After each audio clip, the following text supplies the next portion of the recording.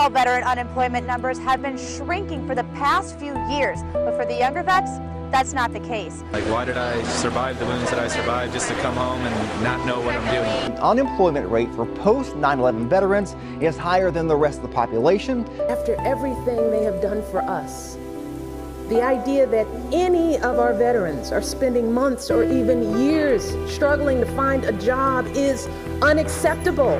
And the crux of the matter is, regardless of what the true numbers are, our veterans are not getting the kind of jobs that they deserve and that they need.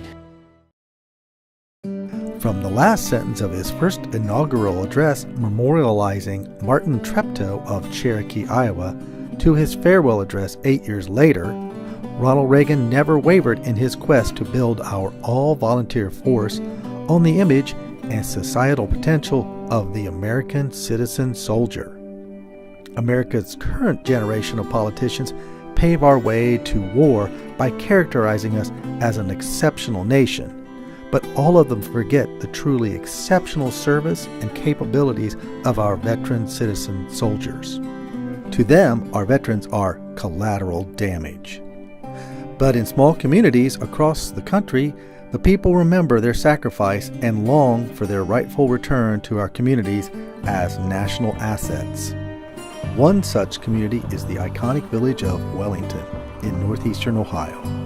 Wellington is a lot like many rural communities throughout the country. It takes care of its people and handles its own issues.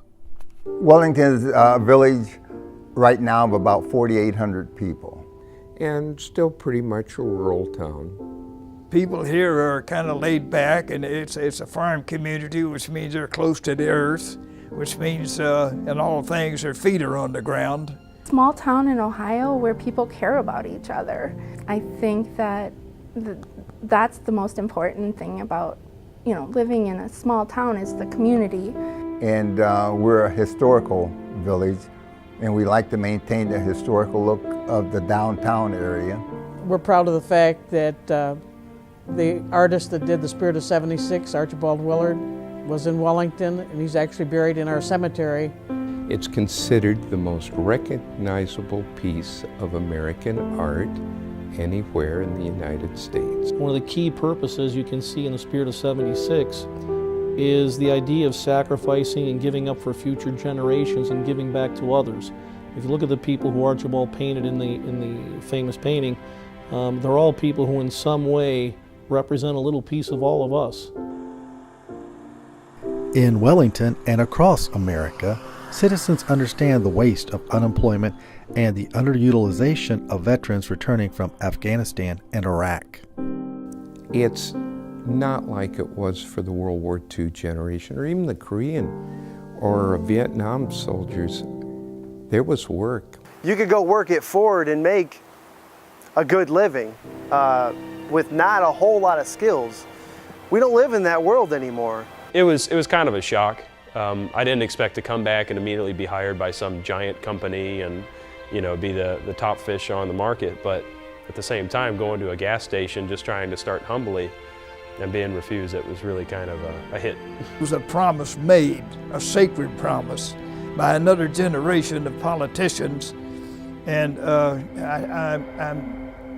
I'm afraid that my observation now is that the ones holding office now don't take that as serious and to heart as I wish that they would. It seems like the only jobs that they can really get into is law enforcement or security, and those are the places that are really welcome, like the ones that really pull people in. I know we have a police officer that served in Iraq, a fine young gentleman. He's doing a fine job for the village of Wellington, and we're very proud of the fact he's on our police force.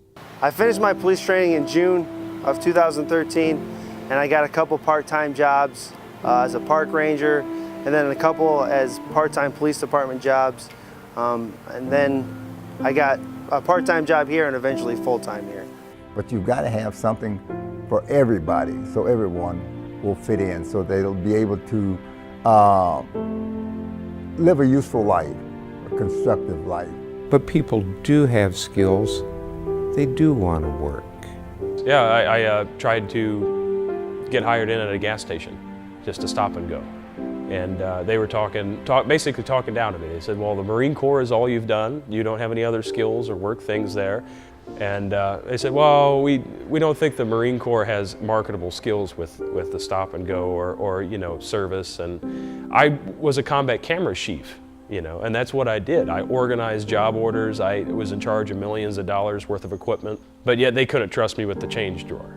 I know when I was in the service, if you left a job, you were eligible to come back to it. Well, I'm not sure that the jobs are there anymore for them to come back to.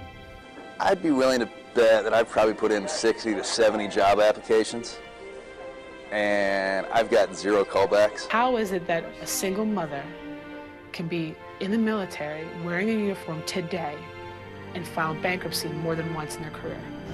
My job specifically was in logistics. It was traffic management officer, moving people and their things, freight, cargo, moving trucks, moving supplies. And if an employer would give any veteran, especially a woman, especially a mom, 5 seconds of their time, he or she will give them 210% better than any other employee they will ever have on their payroll. I think they feel let down. I think they were asked to serve. They did. They were promised things, and now those things aren't there. I think the main reason that it really makes people give up or stop trying is because they think it doesn't matter. And like I said earlier, they went out and gladly gave of themselves to the government and to a cause, and then just were dropped. And I'm sure there are some guys that have some real struggles. You know, I'm aware of that, but I think a lot of guys just need that structure that they have a lack of right now. I don't think people are as engaged into what was actually going on or the wars themselves like they were before. They just think that everybody's gone over to the sandbox and that's it, you know, and this is just not the case. Veterans are returning from the conflicts in the Middle East and elsewhere are not finding the opportunity to contribute to building the nation they fought for and good jobs that can support their families. Do we have the imagination to create opportunities to use their leadership and skills to help them and our nation as President Reagan envisioned?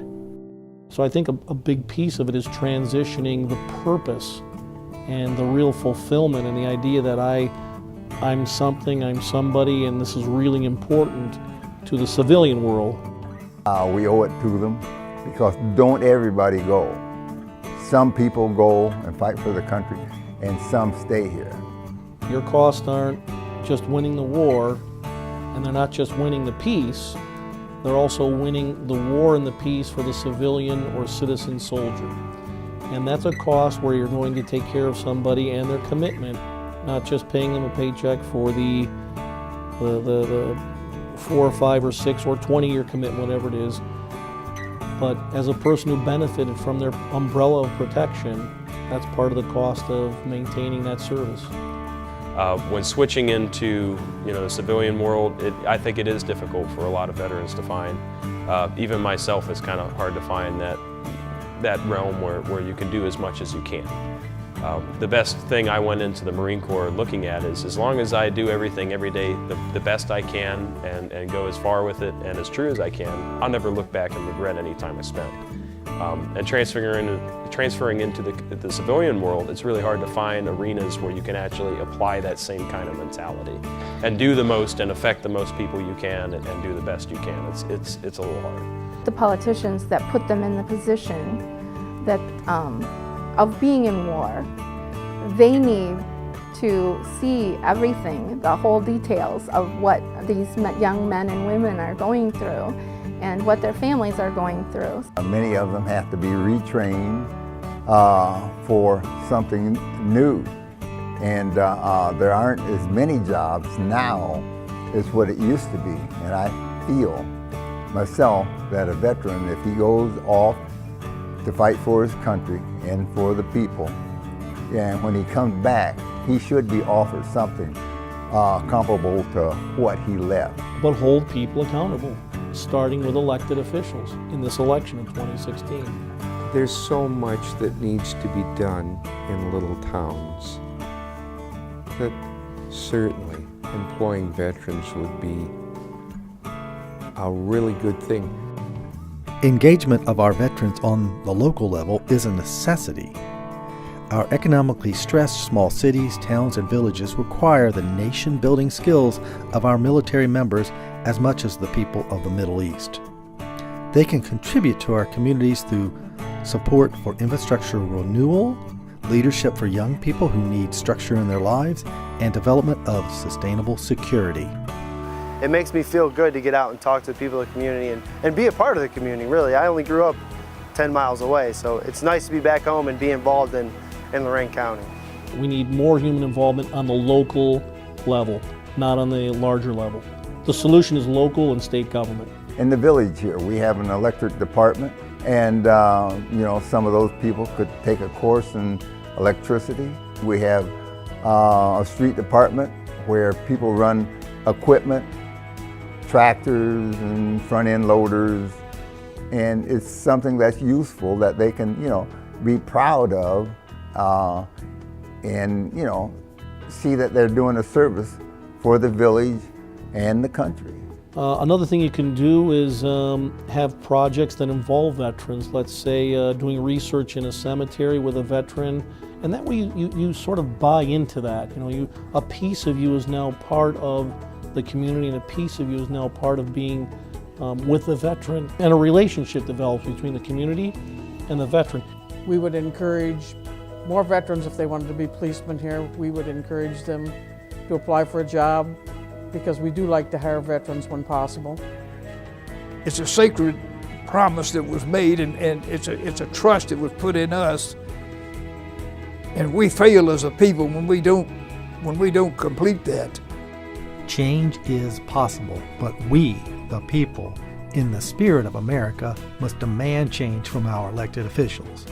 And the way to compel change is to challenge the people running for office in 2016 to say how they will remember and realize the societal value of our veteran citizen soldiers. Wellington remembers.